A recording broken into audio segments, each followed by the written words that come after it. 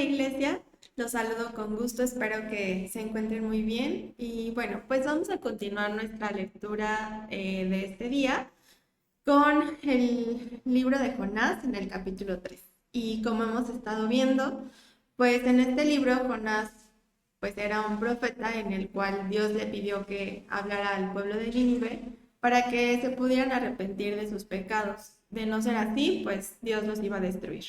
Y en este caso, tras una negativa que vimos anteriormente por parte de Jonás para pues que se realizara esta encomienda, vemos cómo finalmente Jonás se dirige a Nínive. Y bueno, Nínive era una ciudad muy grande. Sin embargo, pues Jonás comenzó poco a poco a pasar por diferentes zonas y él daba el mensaje y decía, en el versículo 4 vemos como decía, de aquí a 40 días Nínive será destruida. Y vemos en el capítulo 5 cómo continúa diciendo, y los hombres de Nínive creyeron a Dios y proclamaron ayuno, y se vistieron de cilicio desde el mayor hasta el menor de ellos. Es decir, las personas a las que Dios ya tenía preparadas que les hablara, pues tuvieron un corazón dispuesto a escuchar lo que Dios les decía y al final pues tuvieron ese temor. Poco a poco el mensaje pues comenzó a esparcirse hasta llegar pues a oídos del rey y fue así como este mandato ya fue para todo el pueblo. Y en este se le pedía al pueblo que se humillara, que dejaran su pecado, que se arrepintieran y que clamaran misericordia por parte de Dios. Y la verdad es que me conmueve mucho el amor que Dios tuvo hacia ese pueblo y sobre todo también pues la paciencia que les tuvo, ¿no?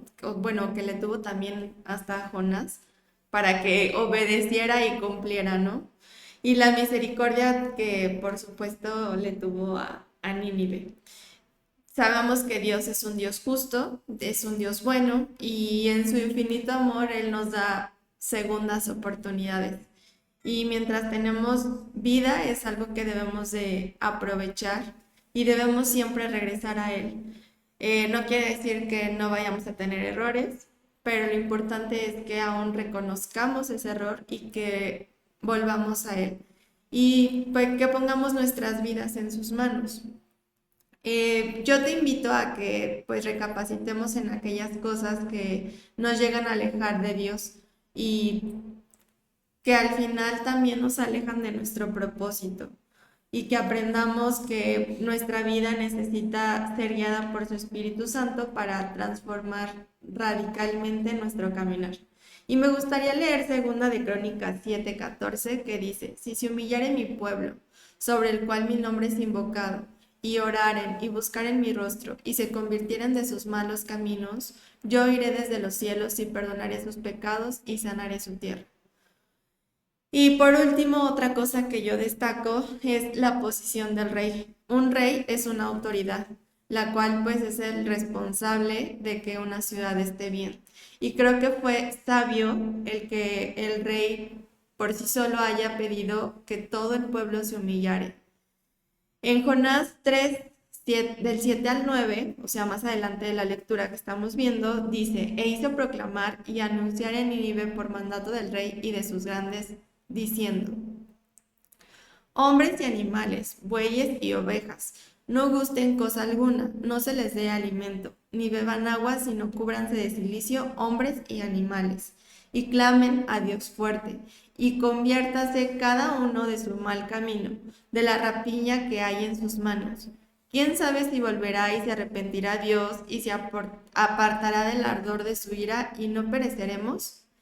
Y al final en esto pues veo en el rey esa actitud de arrepentimiento que mencionaba anteriormente, pero también de autoridad.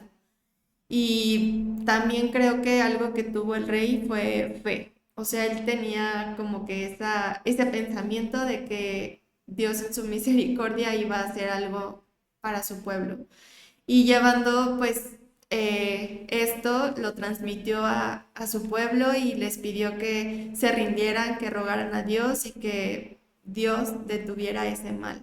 Y como leímos en Crónicas, Dios nos da esa promesa de perdonar nuestros pecados, de traer sanidad a nuestra vida, tanto espiritual como personal. Pero es necesario que para que Dios cumpla esa promesa, nosotros hagamos lo que nos corresponde. Y a mí me impacta cómo la fe de una persona y la obediencia salvará toda una ciudad. Y yo pues nos invito a que seamos esos intercesores, que a las personas con las que convivamos en nuestro día a día, si tenemos personas a nuestro cargo, que hay personas que pues con las que convivimos, que sean parte de nuestro núcleo, pues que podamos hacer lo mismo, que hablemos con autoridad cuando tengamos que hacerlo y siempre podamos llevarlos a los pies de Jesús, que podamos ser ese instrumento para que las personas puedan rendirse a Él y que en repetidas ocasiones nosotros podamos ser ese apoyo para que ciertas cosas se detengan. Y bueno, pues creo que algo que también es importante destacar es que la oración es nuestra mejor arma. Entonces, hagamos uso de ella. Y bueno, pues yo les agradezco su tiempo, agradezco que hayan estado escuchando este devocional y los invito a que continúen la lectura de la Biblia. Que Dios los bendiga.